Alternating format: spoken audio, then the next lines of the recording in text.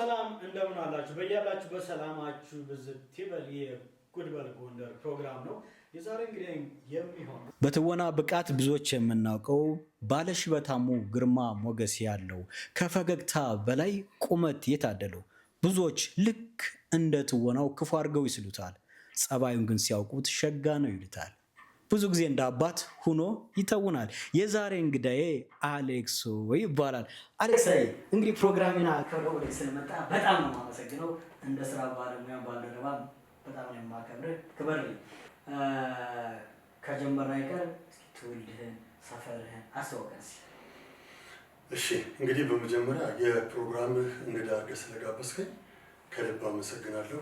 እንግዲህ አሌክስ የተወለድኩት ልደታ ክፍለ ከተማ ልዩ ስሙ ቶሎሳ ሰፈር የሚባል ሰፈር ነው የተወለድኩት። ለእኔ ቶሎሳ ሰፈር ሰፈር አይደለም፣ ለእኔ ሀገር ነው። እኔ እንግዲህ የአንድ አምሳ አለቃ ልጅ ነኝ። ዛሬ እዚህ ለደረስኩበት ደረጃ እንግዲህ ትልቁ ድርሻ የአባቴ ነው። አባቴ ነው እንግዲህ ለዚህ አበቃኝ። እኔም ወታደር ቀበቶ ተገርፌ ነው ያደግኩትኝ። እንግዲህ አሌክስ የመጀመሪያ ደረጃ ትምህርቴን በቀድሞ በየነ መርድ በአሁኑ የእድገት በህብረት አንደኛ እና መለስተኛ ሁለተኛ ደረጃ ትምህርት ቤት ነው የተማርኩት። የሁለተኛ ደረጃ ትምህርቴን ደግሞ በሽመልስ ሀብቴ አጠቃላይ ደረጃ ትምህርት ቤት ነው የተማርኩት። እንግዲህ ቶሎሳ ሰፈር ካፈራቻቸው አንዱ ሰው ነኝ። ያው ከዛ በኋላ እንግዲህ ምድር ትምህርት ከጨረስኩ በኋላ ያኔ በእኛ ጊዜ ብሔራዊ ውትድርና ነበረ። ያንን ለመሸሽ አጋጣሚ ድሮኛ ልጆች ሆነን ወልደ ኤርፖርት አካባቢ አየር ወለዶች ይዘጉ ነበረ በፓራሹት እና ሁሌ አይ ነበረ እና ልጅ ሆኜ ጓጓ ነበረ። እንዴት ነው እነዚህ ሰዎች ከአውሮፕላን ላይ ዘለው በዚህ በጨርቅ መሬት ማረፍ የሚችሉት ብዬ ጓጓ ነበር እና እመኘው ነበር ሁልጊዜ። እና እንግዲህ አንዳንዴ ያሰብከው ወይም ደግሞ የተመኘው ታገኛለህ እና የመቶ ሁለተኛ አየር ወለድ ክፍለ ጦር አባል ሆንኩኝ። ያው በመጀመሪያ እግረኛ ኮርስ አለ፣ ከዛ በኋላ ዝላይ ኮርስ አለ፣ ከዛ በኋላ ደግሞ ኮማንዶ ኮርስ አለ። እነዛን ኮርሶች እንግዲህ እግዚአብሔር ይመስገን ጨረስኩኝ። ወደ ስራ ላይ ተሰማራሁኝ። ስራ ላይ ከተሰማራሁ በኋላ ያው ሃንድቦል እጫወት ነበረ። ከዛ በኋላ እንግዲህ የመንግስት ለውጥ መጣ በ1983 ዓ.ም። ከዛን ጊዜ ጀምሮ እንግዲህ ያው ራስን ለማስተዳደር ቤተሰቦችንም ለማገዝ ደግሞ ከዛ በኋላ የብረታ ብረት ስራ ነበር። በርና መስኮት፣ ሌሎችንም ነገሮች ሰራ ነበር። ከዛ እንግዲህ በ2000 ስንት ዓመተ ምህረት እንደሆነ አላውቅም፣ የቀድሞ መናገሻ አካባቢ አንድ ፋርም ነበር፣ የፈረንጆች ፋርም ነው። እዛ ስራ ነበረ። እዛ እንግዲህ የሆኑ ስለ 4 ዓመት ነው ለ5 ዓመት እዛ ሰራሁ። ከ2002 ጀምሮ እስከ 2007 ድረስ እዛ ሰራሁ። ከዛ በኋላ ያው እንግዲህ አብረህ ብዙ ጊዜ ከፈረንጆች ጋር ስትሰራ አበሻዎች አመራር ላይ ካሉ ጥሩ አይደለም። በተለይ ከሰዎቹ ጋር ከባለቤቶቹ ጋር ጥሩ ግንኙነት ካለ ወሬ የምታወራላቸው የሆነ ነገር የምትናገር ይመስላቸውና ተከትለው እንትን ይላሉና በቃ ስራ ይለቀኩኝ። ነገር ግን ስራዬን የመልቀቅ እንትን ዛሬ አሁን ለደረስኩበት በትወና ስራ ለደረስኩበት ደረጃ አብቅቶኛልና እግዚአብሔር ይመስገን። እንግዲህ እስካሁን አለው፣ ወደፊትም ደግሞ መድኃኒዓለም የሰጠኝን እድሜ ያው እንግዲህ በስራዬም ኢቭን ደግሞ በበጎ አድራጎትም ስራ እየተሳተፍኩ ነው ያለሁትና እንደዚህ እያልኩ እቀጥላለሁ ብዬ አስባለሁ። እንግዲህ ቶሎሳ ሰፈር ሲመሰረት ድሮ ቀዳማዊ ኃይለ ሥላሴ ጫካ ነበር የኛ አካባቢና አንድ ቤት አለች። ልክ እሳቸው ወደ ኤርፖርት ሲመጡ የሆነ ቦታ ላይ ጭስ ይጨሳል እና ጭስ እየጨሰች አንድ ቤት ብቻ ነበረች የነበረችው እና የዛ ቤት ባለቤት አቶ ቶሎሳ ይባላሉ እና እዛ ጋር ጭስ የሚጨስበት ቤት የማን ነው ብሎ ሲጠይቁ የቶሎሳ ሰፈር ተብሎ በቃ በዛው ቀረ በሳቸው ስም። እና እንግዲህ ያው እነ አባዬ የገቡት እህቶቼ ታላላቅ እህቶቼ ያሉ እኔ ለቤቴ 7ኛ ልጅ ነኝ። ታላላቆቼ የተወለዱት እንግዲህ ካምፕ ውስጥ ነው። የድሮ ወታደር ፖሊስ ሻለቃ አለ። አባቴ ወታደር ነበር። እዛ ካምፕ ውስጥ ነው የተወለዱት። እኔ እንግዲህ ከዛ ከወጣ በኋላ ነው ጡረታ ከወጣ በኋላ ነው እኔ የተወለድኩትኝ። ጡረታ ከወጣ በኋላ አንበሳ አውቶቡስ ሹፌር ነበረ። በሹፌርነት ነበረ ያገለግል የነበረው እና ቶሎሳ ሰፈር ለኔ ልዩ ነው። የወታደር ሰፈር ነው። ሁሉ ነገር በህብረት ነው የምታደርገው። ስትበላ፣ ስትጫወት። ያው አሁን ሰውም ቤት እየሰራ በአንዳንድ ነገሮችም እንትን እያለ ሰው እየወጣ ተመናመነ እንጂ ቶሎሳ ሰፈር እንግዲህ ለኔ ልዩ ነው። አሁንም ደግሞ ያለሁት እዛው ሰፈር ነው። እዛው ሰፈር ደግሞ ስኖር ደግሞ አሁን ወደ ትወናው ዓለም ከመግባቴ በፊት ጀምሮ የበጎ አድራጎት ስራ እሰራለሁ።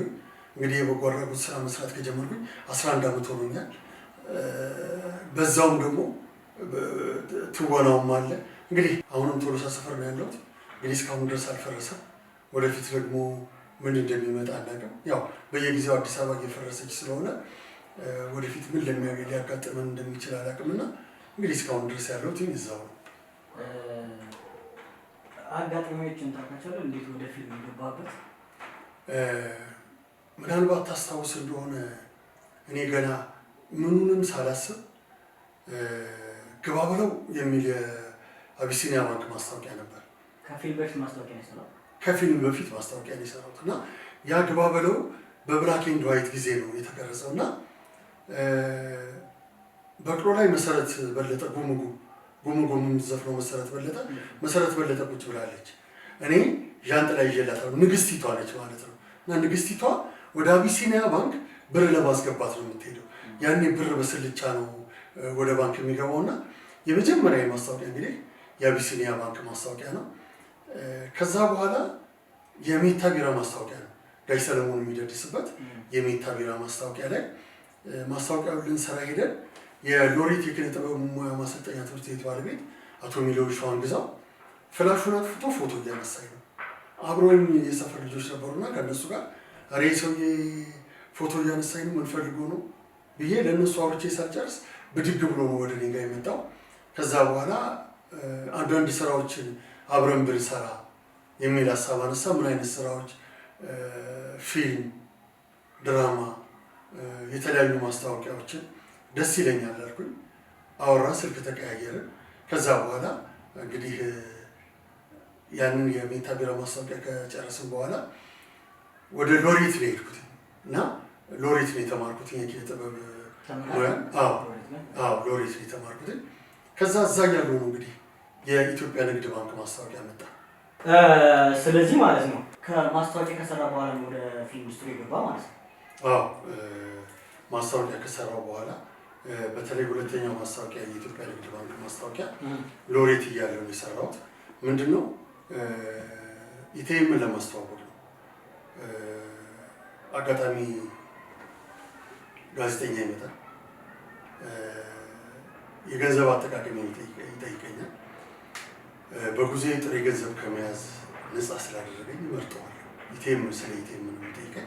እቺ ነበረች ማስታወቂያው እና እጅግ በጣም ደስ የሚል ነበረ። እንግዲህ ከዛ በኋላ ነው ታስታውሳታለህ? ግን እንትማ እቺ ነች። በጉዞዬ ጥሬ ገንዘብ ከመያዝ ስጋት ነፃ ስላደረገኝ እመርጠዋለሁ። እንደዚህ ብለን ያረጋት እና በጣም ደስ የሚል ነበር። አጭር ነው እንግዲህ። ከዛ በኋላ እና እንፋታ መጡ እና አንድ እኩል መጡ። አባት ሀገር መጣ። አባት ሀገርን እየሰራው ነው እንግዲህ የኛዎች የመጣው እና በተደጋጋሚ ስልክ ይደውሉልኝ ነበረ እና በጣም የሚገርም ተስፋ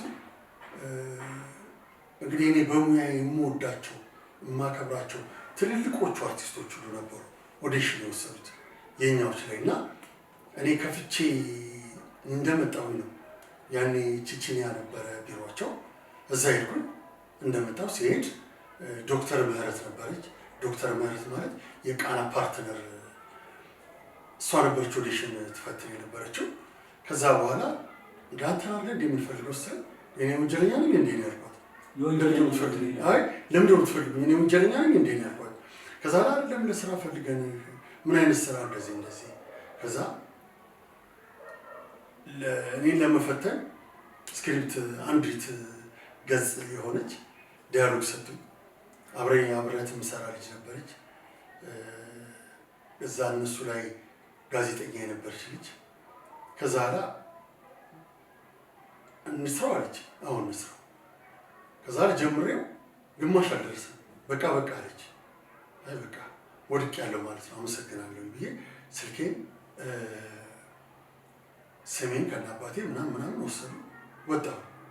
ከዛ በሶስተኛው ቀን አልፈሃል ተብዬ ስባል ሳላስበው እምባዬ ነበር የወረደው። አዎ ለምን መሰለህ? ከነዚህ ሁሉ ትልልቅ አርቲስቶች መሀል እኔ አልፈሃል ስባል አንዳንዴ የእግዚአብሔር ስራ እግዚአብሔር እኔን የሰራው ነው ያለው። ሁሌ እኔ ወደ ስራዬ ስወጣ ጌታ ሆይ ስወጣ አንተ ከፊት ቅደም እላለሁ።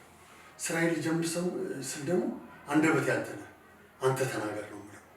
እግዚአብሔር ይመስገን በሄድኩበት ቦታ ሁሉ ፈጣሪ አላሳፈረኝም እና ብዙ ነገሮች ማለት እንግዲህ ያው በትወና ብዙ ነገሮች ተሳክተውልኛል። ከዛ በኋላ ደግሞ በቃ የኛዎችን ስጀምር እጅግ በጣም ደስ የሚል ክሩ ነበረ። አይዳ ነበረች። አይዳ ማለት እንግዲህ በኢትዮጵያ ፊልም ታሪክ ውስጥ ትልቅ ቦታ ያላት በጣም የምወዳት የማከብራት በቃ እውነትም ለአርት የተፈጠረች ነች። ያው እሷ እንደምትፈልገው አልሆንላትም እንጂ ለአርት የተፈጠረች ሰው ነበረች። ከዛ ተጀመረ። ከዛ በኋላ በየኛዎች ተጀመረ። እጅግ በጣም ብዙ የተማርኩበት ዳይሬክተሮች የሆነ ነገር እንድታረግላቸው ሲፈልጉ ክሩ ፊት አለ ነው የሚናገሩ። ልክ እንደ ጓደኛ እቅፍ አድርገው ደጅ ይዘው ይወጡና እንድትሰራላቸው የምትፈልገውን ነገር ይነግሩሃል። ደስ ይላል። አዎ ደስ ይላል። ከዛ በኋላ እንግዲህ የኛዎች እና አባት ሀገር አለቁ፣ ሰርተን ጨረሰን። ከዛ እንግዲህ በቃ የተለያዩ ስራዎች ላይ እንትን ማለት ጀመርኩ። እግዚአብሔር ይመስገን እንግዲህ እስካሁን ድረስ የሲኒማን ጨምሮ የኢንተርኔትን ጨምሮ ከ90 በላይ ፊልሞች አሉ። እንደገና ደግሞ በዛም ላይ ያለውን ጉዲፈቻ መጡ ተከታታይ ድራማ በደራሲ ብርሃኑ ወርቁ ተደርሶ እንሰራው የነበረው ጉዲፈቻ። ከዛ ደግሞ የገና ጀንበር መጣ 30 ክፍል እጅግ በጣም ደስ የሚል ታሪክ ነበረ። እሱንም ሰርተን ጨርሰናል። እንደዛ እያለን እንግዲህ አሁን ያው እዚህ ደረጃ ደርሰናል። ወደ መጀመሪያ ወደ ፊልም ስትገባ ካስት ያደረገ ሰው ካስት ያደረጉኝ ደራሲ ሳሙኤል ተሻገር የማየ ልጅ፣ ሶኒያ ቪዳ እና ኤፍሬም ምስጋናው ናቸው። አንድ እኩልን ለመስራት ማለት ነው። እና ከዛ በፊት አንፋታም ላይ ሳሙኤል ተሻገር የማየ ልጅ ከውጭ የመጣ የዳንስ አሰልጣኝ ሆኜ ነበረ የምሰራውና እጅግ በጣም ደስ የሚል ካራክተር ነበረ። በዚህ ሽበት ባላቶሪ ተቆርጫለሁ። በቃ በተለይ እሱን ፊልም ስሰራ ሰፈር ላይ አሌክስ ፈነዳው ተብያለሁ። ለምንድን ነው? የፀጉር ቁርጤ ያው ፊልሙ የሚፈልገውን ነገር ነው። አንዳንድ ጊዜ ተመልካች ብዙ የማይገባው ነገር አለ። ምንድን ነው? አንዳንዴ ልክ አሁን እንደዚች የምናወራት ነገር እንኳን ኤዲቲንግ ያለት አይመስለውም። ዝም ብሎ ብቻ አሁን ቀዳኸው ወዲያው ደግሞ የምትለቀው ነው የሚመስላቸው። ብዙ ነገር አለ። ፊልምም ደግሞ በቃ የተቀረጸው ወዲያው የሚለቀቅ ነው የሚመስላቸው። አይደለም። እኛ ከዚህ በላይ በተለይ ተዋናይ አንተም ታውቀዋለህ፣ እኛ ከአንገት በላይ የሰው ነው። ጺማችንን ለመስተካከል ፀጉራችንን ለመስተካከል በዳይሬክተር ትእዛዝ ነው እንጂ እኛ በእኛ ስታይል አንስተካከልም። እና ብዙ ጊዜ የሆነ ወጣ ያለ ነገር እንትን ስትል ፈነዳ ነው የምትባለው። እኔ እንግዲህ ከልጅነት ጀምሮ ይሄ ባላቶሪ የሚሉት ወይም ደግሞ ይሄ ፀጉሩን አሳድጎ መቆጣጠር ምናምን አይመቸኝም። ቤተሰብም አይወደውም ነበር እና በእኛም ጊዜ ደግሞ እንዲህ አይነት ነገሮች የሉም ነበር እና ፈነዳው ተባለ። ከዛ በኋላ እንግዲህ የገባቸው ሰዎች ደስ ብሏቸዋል። ላልገባቸው ሰዎች ግን አዎ ፈነዳው ብያቸዋለሁ። ለምንድን ነው? ብታስረዳቸውም አይገባቸውም። ካራክተር ምንድነው ብትላቸው ስለ ካራክተር የሚያውቁት ነገር የለም። ስለ ካራክተር የሚያውቀው ሙያ ውስጥ ያለ ሰውና አንዳንድ በደንብ ፊልሞችን የሚከታተል ሰው ነው ካራክተር የሚያውቀውና ፈነዳ ሁሉ ተብያለሁ። እግዚአብሔር ይመስገን። ከዛ በኋላ እንግዲህ ያው ብዙ ስራዎች ተሰሩ። በተለይ የኔ ካራክተሮች በጣም ብዙዎቹ አንታጎኒስቶች ናቸው። ግን አሁን አንታጎኒስት ብዙ ጊዜ ሆነ ስለምሰራ የሚያገኙ ሰዎች ምክንያቱም እነዛ ክፉ አድርገው ነው የሚሰሩ። ስለዚህ የገጠም የሚያጋጥም የሚችሉ አንተ ክፉ ተብለው ተደርቶብህ ያሰው አይመቸኝም የሚያስጠላኝ የሚል አግኝተህ ታውቃለህ? አንድ ጊዜ የጥምቀት ጊዜ አንድ ልጅ መጦ ዘሎ እንደዚህ ሸሚዜን ጨብድዶ ይዞ በጣም ነው የምጠላ ብሎኛል። በጣም ነው የምጠላ ሲለኝ አንተ ጠላኝ ብዬ አገር ጥዬ ልውጣ ነው። ከዛ በኋላ ያው እንግዲህ ምን አለ መሰለህ አንዳንድ ሰው ብዙ ጊዜ ጀጅ የሚያደርገው በአንተነት አይደለም፣ እዛ ጋር ባለው ማህበራዊ ህይወት አይደለም፣ በካራክተር ነው ጀጅ የሚያደርገው። እኔ ብዙ ጊዜ አንዴም እንደዚህ ብሔራዊ ቲያትር ጋር ወደ ፒያሳ ለመሄድ ታክሲ እየጠበቀ በወዲያኛው መንገድ ነች አንድ ሴት ያለች ከጓደኞቿ እየሄደች ነው እና ቆም ብላ አየች እና መኪናዬን ታይት ታርጋ ተሻግራ መጣች እና እንደመጣች ፊቴ ላይ ነው የተፋችው እና እንደዚህ ጥርግ አደረኩትና እንተዋወቃለን እንደ ይሄ ያልኳት። አታፍርም ሰው መሀል ስትቆም? በየኛዎች ነው እንግዲህ አታፍርም ሰው መሀል ስትቆም? ልብስ ለብሰህ ስትሄድ ምን አደረገች ሚስትህ? ወንዱ ልጅስ ምን አደረገ ብላ ፊቴ ላይ ተፍታብኛለች። እና ሰው የሚስልህ እንግዲህ ምንድነው ያንን ካራክተር ሲያይ ትክክለኛ ያንን ድርጊት ያደረግከው መስሎት ነው የሚሰማው። እና እኛ እንግዲህ ትወና ማለት ተዋናይ ማለት አስተማሪ ማለት ነው። አስተማሪ ብላክቦርድ ላይ ቆሞ ጽፎ ነው የሚያስተምረው አይደል? እኛ አንድ ደራሲ ይደርሳል፣ ተዋናይ ህይወት ዘርቶበት ነው እያስተማረ ያለው።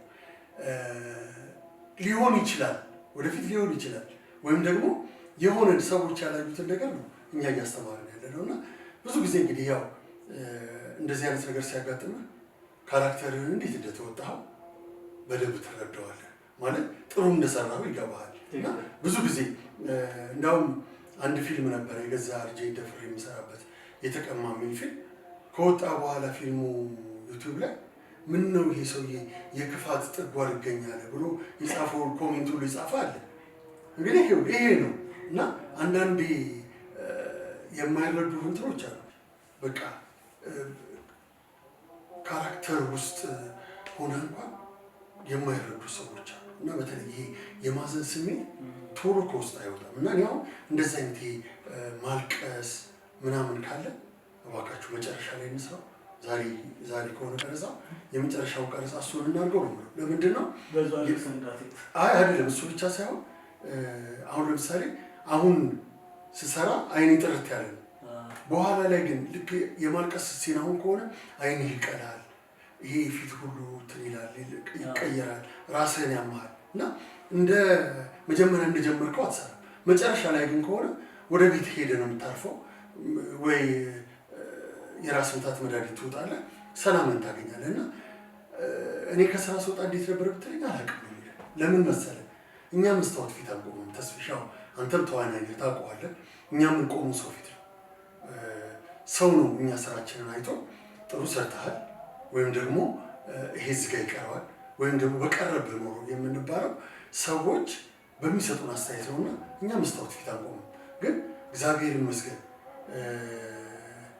የኢትዮጵያ ሕዝብ በእውነት እኔ ለኢትዮጵያ ሕዝብ ያለኝ ፍቅር፣ አክብሮት እጅግ በጣም የተለየ ነው። ለምን ለእኔ እዚህ ያበቃኝ እዚህ ያደረሰኝ የኢትዮጵያ ሕዝብ ነው። ባይዘወይ በዚሁ አጋጣሚ ለአንዳንድ አርቲስቶች መናገር ፈልገው ተዋናዮች በተለይ ማለት ነው ይሄ አንዳንድ ሰዎች አድናቂያችሁ ነኝ በእናት ፎቶ ልነሳ ምናምን ሲሏችሁ የሚኮሩ አሉ።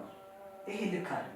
ለምን አጨብጭበው የሾሟችሁም የሚወዷችሁም የሚያከብሯችሁም ነገ የሆነ ችግር ቢደርስባችሁ እነዚህ አደንቃለሁ አድናቂ ነኝ የሚሉ ልጆች ናቸው እና ኩራት አይሰማችሁ። እሺ ብላችሁ ህዝብ እንዳከበራችሁ ህዝብ ነው እናንተ ማክበርና መታዘዝ አለባችሁ ባይ። ምክንያቱም ብዙ ጓደኞች ያው ስንነጋገርም እውነታውን ሪያሊቲውን እያደረግን ነው። ምክንያቱም ሲቸግረንም ስንታመምም ዙሮ ልመናው የኢትዮጵያ ህዝብ ነው ልመናችን የምንዘረገው እና እነሱም ደግሞ እንደ አድናቂ ሲመጡ ደግሞ እሺ ብለን አድናቆቶችን ፎቶ ቪዲዮ ብንሰራ አንዳንድ በጎ ስራዎችን ብንተባበርም መልካም ነው ባይ ነኝ። አሌክሳ ትልቁ በፊልም ክፍያ 800,000 ነው እውነት? አዎ 800 ሺህ ያው ዝቅተኛው ስንት ተከፍሏል? ዝቅተኛው እንግዲህ አንዳንዴ እኮ ስክሪፕቱን ከወደድከው በነፃ ትሰራለህ? እሰራለሁ። የሰራሁትም አለ። ብዙዎች መመስከር ይችላሉ። የሰራሁላቸው አዲስ አበባም ላይ አዳማም ላይ አሉ። ብዙ ጊዜ እንደውም ወደ ክፍለ ሀገር ትወጣለህ። አይ ቲንክ ከሌላው ለየት የሚያደርገው ማይ መልካምነት ይበዛል። አሁን አንዳንዶች ብዙ የማይባሉ ነገሮች እንደሚዲያ አሉ። ግን አንተ ክፍለ ሀገርና ሲሉ ትሄድላቸዋለህ። ጥሩ ስክሪፕት ሰርተህ አሁን ስክሪፕቱን ከወደድከው የምትተባበራቸው ነገር አለ። አሁን ብዙ ጋር ተለያየ ነገር ይሄ በጣም መልካምነት ነው። ግን አንዳንዴ መልካምነት ይጎዳል ብለህ አታስብም? ይጎዳል። ለምን መሰለህ? በተለይ በዚህ በእኛ ሙያ ውስጥ ልንገርህ፣ ያው አንተም ስላለህበትም ታውቃለህ። የሆነ ሰው ይመጣና እባክህ ብሎ ያለቅስብሃል። እባክህ ብሎ ሲያለቅስብህ እስኪ ከኔ ይቅር ብለህ ትሰራለታለህ። ከዛ በኋላ እዛ ፊልም ላይ ያየህና ሌላ ሰው ሌላ ፕሮዲውሰር እባክህ አሌክስን ፈልጌ ነበር ወይ ከሌን ፈልጌ ነበር፣ እንዴት ነው ክፍያው? እሱ እኮ በእንደዚህ ነው ይሰራልኝ። ይሄ ይጎዳል። ለምሳሌ ብዙ ነገር ስላጋጠመኝ ነው። አንዳንድ ነገር ደግሞ አንዳንድ ጊዜ ደግሞ አንድ ነገር ፕሮዳክሽን ማናጀሮች፣ ፕሮዲውሰሮች ከሌን ይፈልጋለሁ ብሎ ስሉ ችግር የለም እኔ አሳምነዋለሁ ብሎ የሚመጡት ነገር ኑሮ አንድ ሽሮ በአሁኑ ሰዓት ምን ያክል ብር እንደሆነ የኢትዮጵያ ሕዝብ ያውቀዋል። እንዲህ ነው ብዬ አልናገርም። ፕሮዳክሽን ማናጀሮች የዛሬ 5 ዓመት የዛሬ 4 ዓመት በሰራህበት ብር 2018 ዓመተ ምህረት እንድትሰራላቸው ይፈልጋሉ። እኔ አንድ እውነት ልንገር፣ ተከታታይ እኔ ጀማሪ ተዋናይ አይደለሁ። 1500 ብር የጠየቀችኝ ከሌብያ አለ 1500 ብር በኤፒሶድ ያለችኝ አለች። ተሳስተሽ ሁለተኛ እንዳትደውይ ነው ያልኳት። ለምን መሰለህ? እኔ ትልቆቹን አከብራለሁ። እነሱን አይቼ ነው ወደዚህ የገባሁት። ነገር ግን አንድ ስራ ሲመጣ ያንን ካራክተር አሌክስ ይጫወተዋል ብሎ ነው ይዛ የምትመጣው አይደለም። አምነውበት ደግሞ ሲመጡ ደግሞ ኦኬ ምናልባት እንደነሱ አይክፈሉ ከነሱ ብትል እንዲህ ዝቅ ያለ ቢከፍሉኝ አምነውበት እስከመጡ ድረስ ምን ችግር አለው? እነሱ ግን ምንድን ነው የሚያደርጉት? አንድ ትልቅ ተዋናይ በኤፒሶድ 20 ሺህ ብር ከጠየቃቸው ለእኔ 2 ሺህ ብር ይዘው ይመጣሉ። ቀደም ያልከው ነው አሌክስ። አርት ላይ ምን አለ መሰለህ፣ ክባር ይባላል። እውነታችን ነው ስንሰራው ህዝቡም ማለት አሁን እንደ ኦዲየንስ ሲመለከቱ የሚያካቡትን የሚያስቸግሩትን ሰዎች ነው ፎከስ የሚያደርጋቸው። ዊሊንግ የሆኑትን ወይ መልካምነታቸውን ለሚሰጡት ግን ከሂሳብ ጀምሮ ይጫናቸዋል። ተመሳሳይ አሁን በፕሮዲሰርነት ብዙ ተጎድቻለሁ። ያለንበት ያለፍንበት ነው። አንዳንዴ ግን አሁን ለፊልም እንደዚህ ደረጃ መድረሱ መሞቱ መጀመሪያ መስራቾች ተጠያቂ ናቸው። የገንዘብ አይደለም ህዝብ ነው ደግሞ ሊከፍል የሚችለው። አሁን አንዳንድ ደራሲና ዳይሬክተሮች አሉ ተደብቀው ነው። ለምንድን ነው ብዙ ያጭበረበሩት ፕሮዲውሰሮች አሉ። ብዙ ከሲስተሙ እንዲወጡ ያደረጓቸዋል። አሁን ለዚህ አሁን ፊልም ተሰራ ወደ ዩቲዩብ ወደ ቲክቶክ አልመጣ። ምክንያቱም ይሄ ሁሉ አሁን ቲክቶክ ከፊልም ሙያ በላይ እየቀረጹ ነው ወጣቶች። በጣም አስደማሚ ሆኑ ስራ ይሰራሉ። ለምንድን ነው መጀመሪያ የሚያዩት ከትልቆች ትልቅነትን የማከብረው በስራና ለስራ ባለው ፍቅር በእድሜን አላከብርም ሶሪ።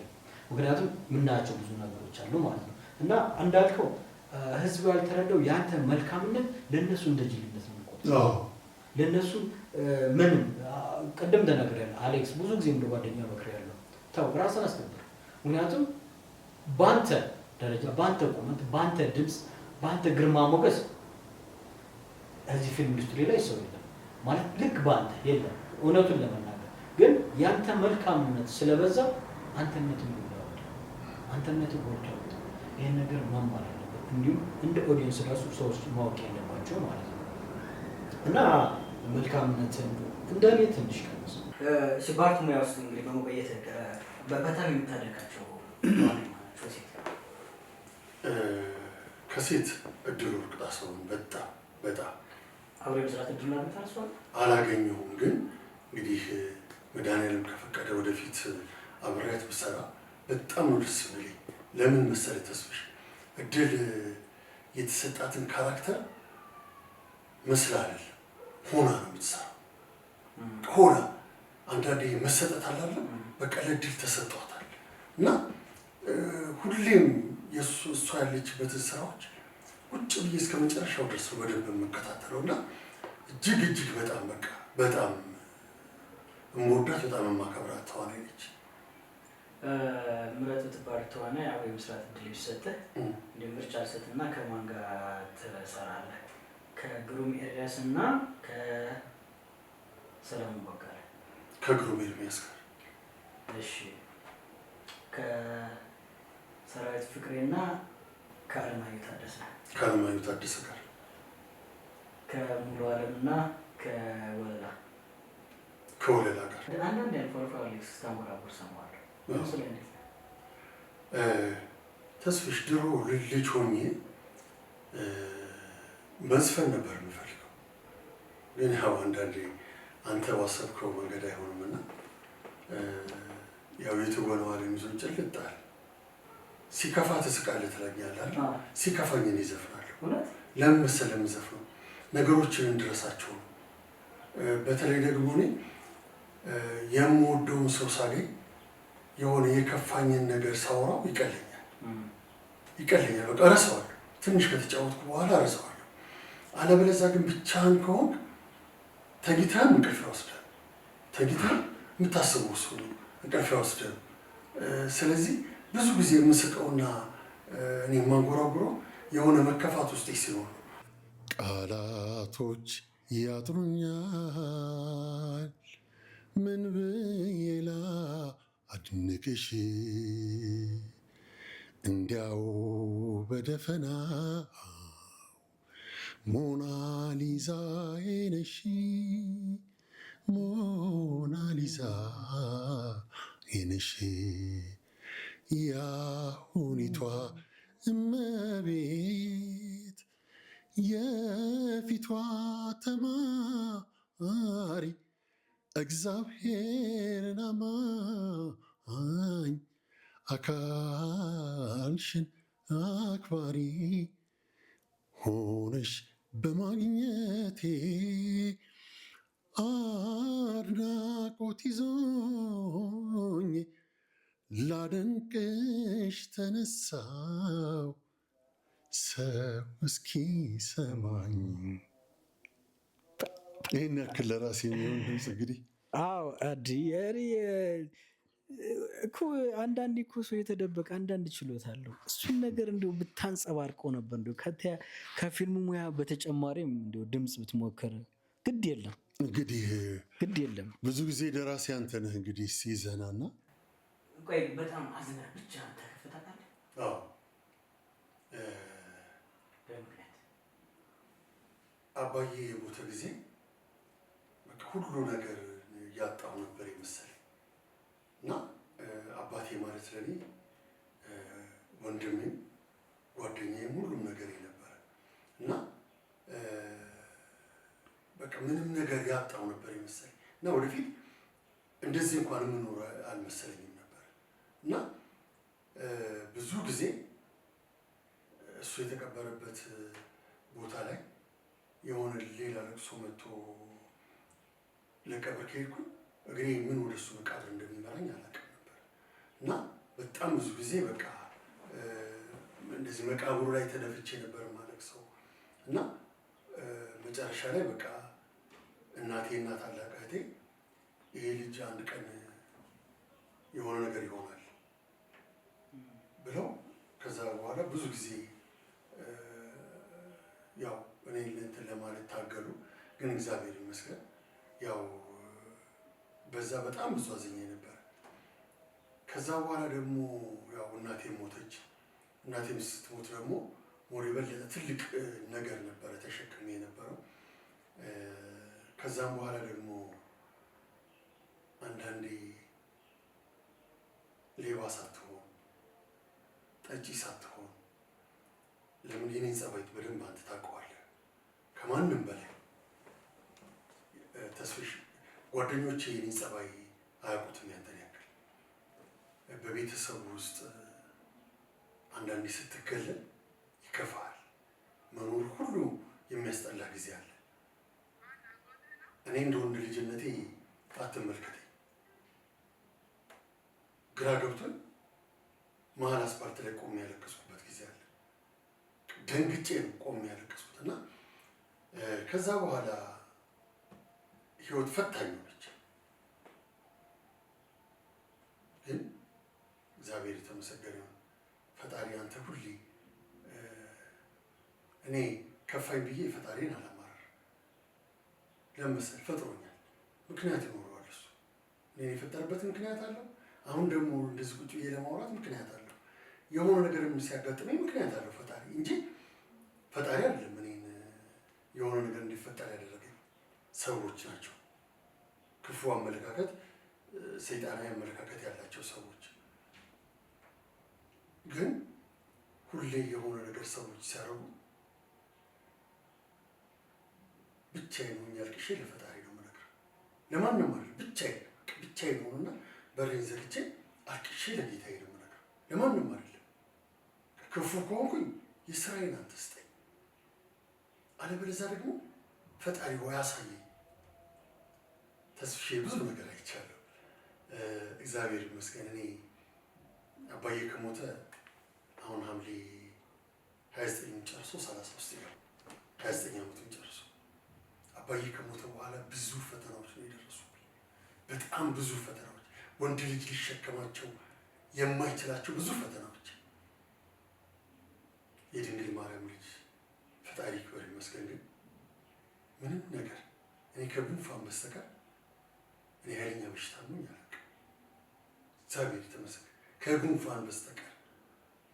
ሁሌም ደግሞ የምስቅበት ምክንያት ምንድን ነው? አማርሬ ምን አመጣለሁ? የምጨምረው ነገር አለ? ስቀ ግን ሰላምን ታተርፋለህ። ገብቶሃል? ስቀ ሰላምን ታተርፋለህ። ለአንተ የምነግርህና ለሌላ ሰው የምነግረው ነገር እኮ አንድ አይነት አይደለም። ምናልባት አንተ ጋር ስመጣ ችግር ልነግርህ እችላለሁ። ሌላ ሰው ጋር ግን ጥርስህ ብዙ ነገሮችን ይሸፍንልሃል። ባትበላ የበላ መስለህ ትውላለህ። ቢከፋ የመጨረሻ መከፋት ላይ ደርሰህ ጥርስህ ግን ደስተኝነትህ ነው የሚደርሰው። ስለዚህ አማርሬ ምንም የማመጣው ነገር ስለሌለ ብዙ ነገር የምነግረው ለፈጣሪ ነው። ቢከፋኝም መከፋቴ የሆነ ነገር ቢፈጠርም አንተ ይኸው ነው ብዬ የምለው እንጂ ለምሳሌ አንዳንድ ሰዎች ከሌን እንዲህ አድርግልኝ ይላሉ። ክርስቶስ የመድኃኒዓለም የፍቅር አምላክ እንጂ ገዳይ አምላክ አይደለም። ነገር ግን አንድ ሰው የሆነ ነገር ሰራል፣ ጌታዊ ስራ ውስጥ ትዳር ህይወት እስኪ ንገረን። አግብተሃል፣ ወልደሃል፣ ልጆች አሉ፣ ሲንግል ነህ? ያው ለተመልካች ነው እንግዲህ ለእኔ አይደለም። ያው እንግዲህ ብዙዎቹ ስለ አሌክስ ያውቃሉ ብዬ አምናለሁ። እስካሁን ድረስ አላገባውም፣ ብቻዬን ነኝ ያለሁት። እንግዲህ ለምን ማለት ለምን ብሎ እኮ ጥያቄ አሁን ከባድ ነው። ያው አንዳንዴ ትዳር ስትይዝ በሆነ ምክንያት ትዳር ሊናጋ ይችላል። ልጆች ወልደ ደግሞ ልጆች አንተ ጋር ሚስት ብቻዋን ከሆነ እዚህ ጋር ያለው ህይወት እናታቸውን ሳያገኙ ሲቀሩ ልጆች ምን ያክል ፊዚካሊ ለውጥ እንደሚያመጡ ታያለህ። እናታቸው ጋር ከሆኑ ደግሞ የአባታቸውን ናፍቆትም እንደዛ። አሁን ባለው ሲቹዌሽን እንዴት ነው ከሀገር ለመውጣት አስበህ ታውቃለህ? እኔ አሁን ላይ በጣም አስባለሁ። ለምን የፈለግኩበት ሀገር ሄጄ ለምን ሽንት ቤት አላጥብም? ለምን የፈለግኩትን ለምን አልሆነም? ለምን መሰለህ ለብሰህ መሄድህ ብቻ ሰው ሊያሰኝ ከቻለ ትክክል አይደለም። መሰረታዊ ፍላጎቶች አሉ እኮ መብላት፣ መጠጣት የሚባል ነገር። ውሃ በሁለት ወር የሚመጣበት ሀገር ላይ፣ መብራት እንደፈለገ የሚጠፋበት ሀገር ላይ፣ ዳቦ በትክክል የማታገኝበት ሀገር ላይ አንድ ዳቦ 15 ብር የገባበት ሀገር ላይ እየተኖረ ነው ያለው። በዚህ ላይ ዛሬ እንደፈለጋቸው ቤትህን እያፈረሱ እኛንን እኮ መፍረስ የቀረን እኮ አሁን ሰዎችን መፍረስ የቀረን እንጂ ብዙ ነገር ፈርሷል። ለእኔ መብራት መብለጭለጭ ለእኔ ዳቦ አይሆነኝም። መጀመሪያ እኮ ህዝብ ሲኖር ነው ሀገር የምትኖረው። ኢትዮጵያ የምትባለው ሀገር የምትኖረው ኢትዮጵያውያን ስንኖር ነው። ኢትዮጵያውያን ከሌለን ኢትዮጵያ ምድረ በዳ ነች፣ አትታወቅም፣ ማንም የሚያውቃት የለም። ኢትዮጵያውያን ስንኖር ግን ኢትዮጵያ የምትባለው ነገር አለች፣ ሀገር አለች። ድሃውን እያፈረስን ከማባረራችን ይልቅ መጀመሪያ ድሃን እናንሳ፣ ከወደቀበት እናንሳ። አሁን እኮ እየገደልነው ነው ያለነው። የባሰ ሌላ ቦታ ሄዱ ቤት እንዲከራይ እናደርገዋለን ከአቅሙ በላይ። ስለዚህ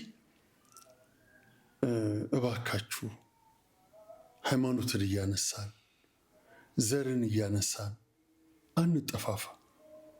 ኢትዮጵያ ለእኛ ብቻ አይደለም ለብዙዎች ትበቃለች፣ ለብዙዎች። እኛ ግን በአጉል ትቢት ተወጥረን ዘርን እያነሳን ሃይማኖትን እያነሳን እርስ በርሳችን እንጠፋፋለን። እግዚአብሔር የሰራውን ፍጡር አላህ የፈጠረውን ፍጡር ለምንድን ነው እርስ በርሳችን የምንጠፋፋው?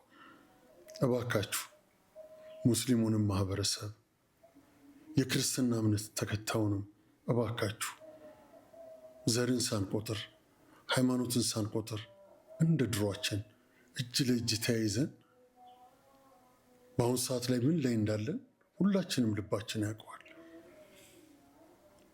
ኑሯችንን አሸንፈን ለመኖር እስኪ እንነሳ። እኔ መልእክቴ ይሄ ነው። በስተመጨረሻ ፈጣሪ በቸርነቱ በምህረቱ ሀገራችንን ይጎብኝልን፣ ለእኛም ሰላም ፍቅር ይስጠን። ወደፊት ደግሞ እንደዚሁ በሌላ ቃለ ምልልስ እንገናኛለን። እናመሰግናለን። ሀገራችን ሰላም የሚያደርግልን ሰላም ሲኖር ነው ሁሉም ነገር መሆን የሚቻለው። ለሀገራችን በድጋሚ ሰላም ሰላም ሰላም ሰላም ያወርድልን። እያላችሁበትም ሰላማችሁ ብዝት ይበል። ጉድበል ጎንደር። እንግዲህ በዚህ ጉድበል ጎንደር ሌላ ሰው እንዲቀርብላችሁ የምትፈልጉትም ከታች ኮሜንት አድርጎ። ጉድበል ጎንደር ምን አለ አዲስ ነገር ወደ እናንተ አጀብላለሁ። እንወዳችኋለን፣ እናከብራችኋለን። ፒስ። ለሀገራችን ሰላም፣ ለህዝባችን ሰላም፣ ለሁሉም ጤና የሚመቻችሁ